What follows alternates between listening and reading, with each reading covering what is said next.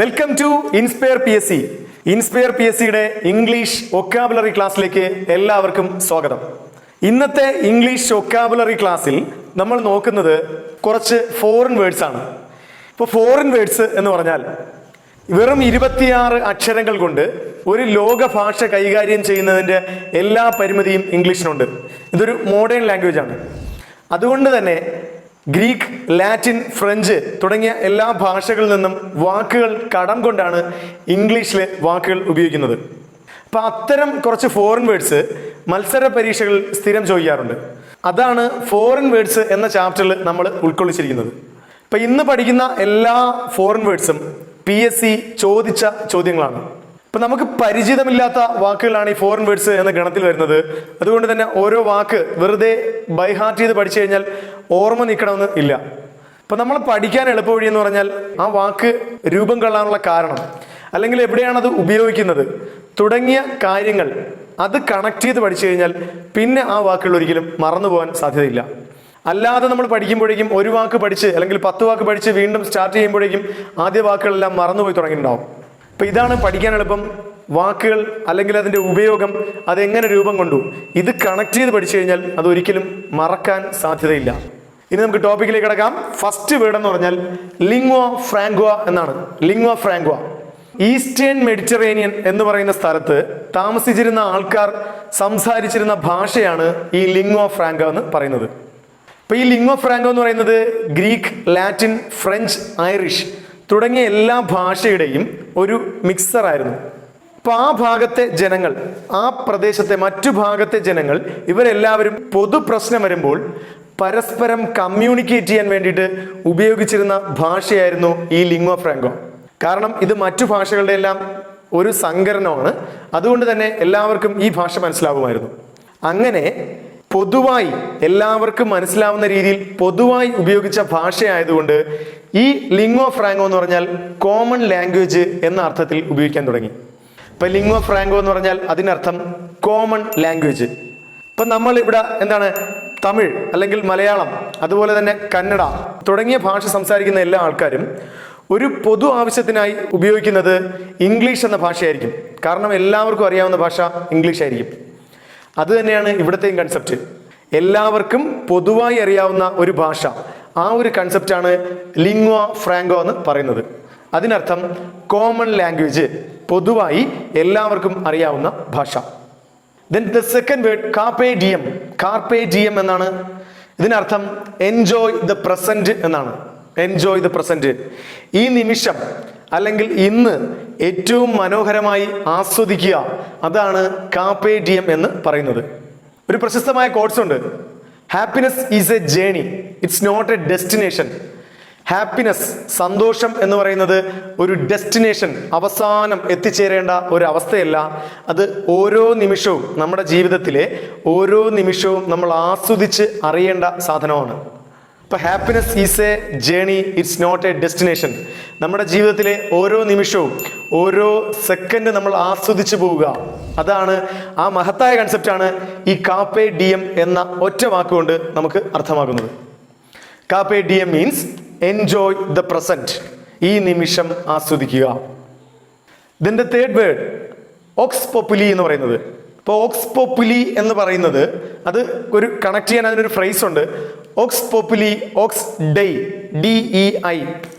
Aux പോപ്പുലി ഓക്സ് ഡെയ് എന്ന് പറഞ്ഞാൽ ജനങ്ങളുടെ ശബ്ദമാണ് ദൈവത്തിൻ്റെ ശബ്ദം. ആ ജനങ്ങളുടെ, എല്ലാ ജനങ്ങളും ഒരുമിച്ചെടുക്കുന്ന തീരുമാനം, ആ ശബ്ദം തന്നെയാണ് ദൈവത്തിൻ്റെ ശബ്ദം എന്നാണ് അർത്ഥമാക്കുന്നത്. അപ്പം അതുകൊണ്ട് തന്നെ പഠിക്കാൻ എളുപ്പമാണ്. ഓക്സ് പോപ്പുലി മീൻസ് ജനങ്ങളുടെ ശബ്ദം. ഓക്സ് പോപ്പുലി എന്ന് പറഞ്ഞാൽ ജനങ്ങളുടെ ശബ്ദം എന്നാണ്. അപ്പോൾ ഓക്സ് കണക്ട് ചെയ്യാൻ എളുപ്പമാണ് ഓയിസ്. ഓക്സും ഓയിസും തമ്മിൽ കണക്ട് ചെയ്യാൻ എളുപ്പമാണ്.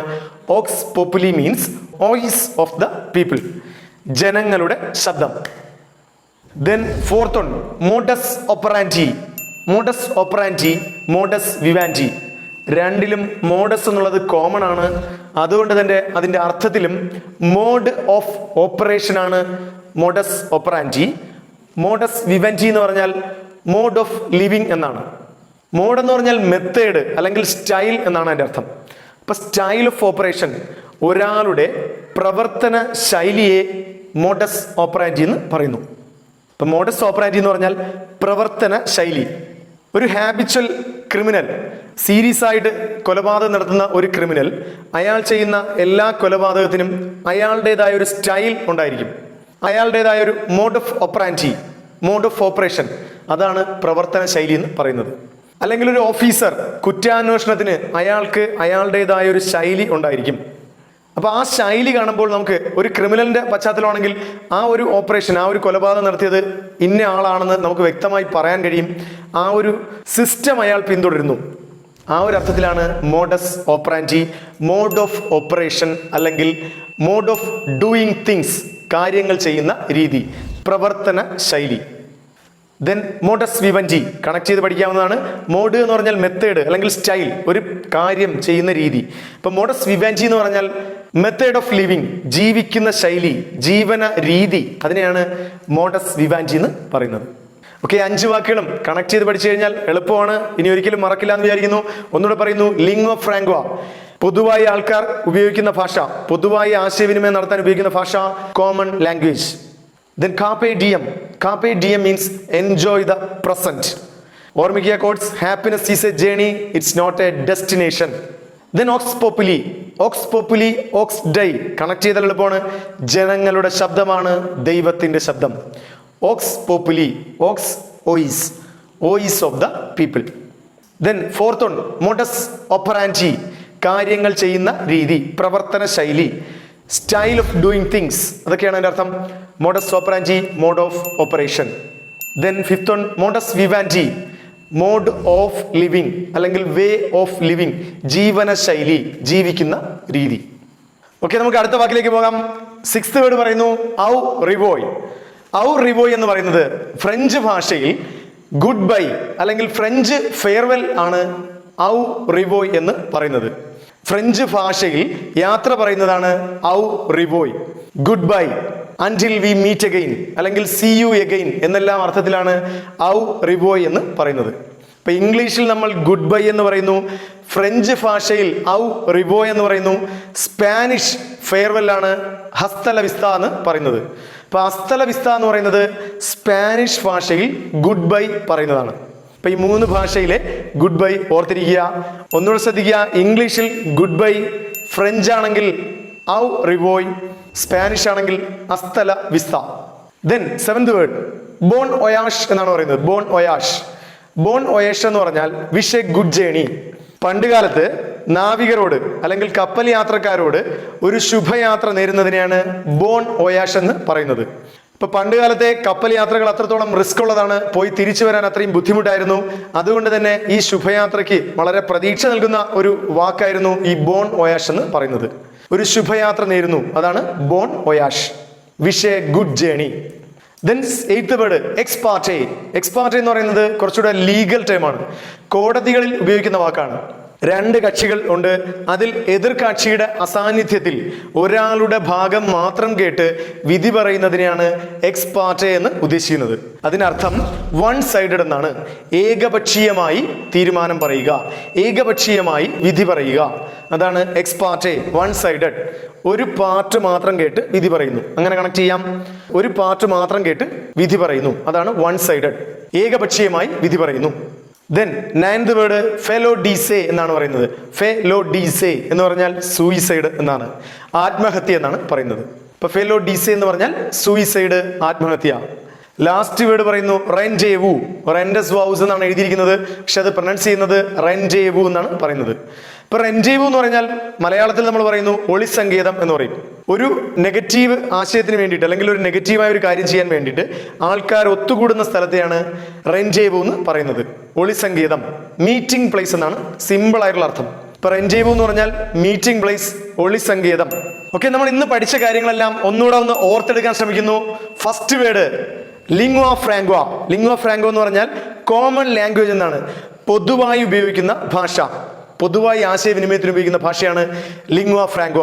സെക്കൻഡ് പറയുന്നു കാർപെ ഡിയം. കാർപെ ഡിയം എന്ന് പറയുന്നത് ഒരു മനോഹരമായ കൺസെപ്റ്റാണ്, ജീവിതത്തിലെ ഒരു സന്ദേശമാണ്.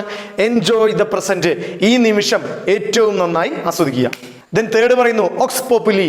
ഓക്സ് പോപ്പുലി എന്ന് പറഞ്ഞാൽ വോയിസ് ഓഫ് ദ പീപ്പിൾ. ആ സെന്റൻസ് ഓർത്തിരിക്കുക. ഓക്സ് പോപ്പുലി ഓക്സ് ഡൈ. ജനങ്ങളുടെ ശബ്ദമാണ് ദൈവത്തിന്റെ ശബ്ദം. ഓക്സ് പോപ്പുലി എന്ന് പറഞ്ഞാൽ voice of the people. Voice of the people is the voice of God. Then fourth one മോഡസ് വിവാൻഡി. മോഡസ് വിവാൻഡി എന്ന് പറഞ്ഞാൽ മോഡ് ഓഫ് ലിവിങ്, ജീവിക്കുന്ന ശൈലി, ജീവന ശൈലി. ദെൻ മോഡസ് ഓപ്പറാൻഡി. മോഡസ് ഓപ്പറാൻഡി എന്ന് പറഞ്ഞാൽ മോഡ് ഓഫ് ഓപ്പറേഷൻ, ഒരാളുടെ പ്രവർത്തന ശൈലി. അയാൾ എന്ത് കാര്യം ചെയ്യുന്നതിനും അയാളുടേതായ ഒരു യുണീക്ക് സ്റ്റൈൽ പിന്തുടരാറുണ്ട്. ആ സ്റ്റൈലിനെയാണ് നമ്മൾ പറയുന്നത് മോഡസ് ഓപ്പറാൻഡി എന്ന് പറയുന്നത്. ദെൻ സിക്സ്ത് വൺ ഹൗ റിവോയ്. ഫ്രഞ്ച് ഫെയർവെൽ ആണ്, അത് പറഞ്ഞ് ശീലിക്കുക. French farewell goodbye. Spanish ആണെങ്കിൽ അസ്തലവിസ്ത.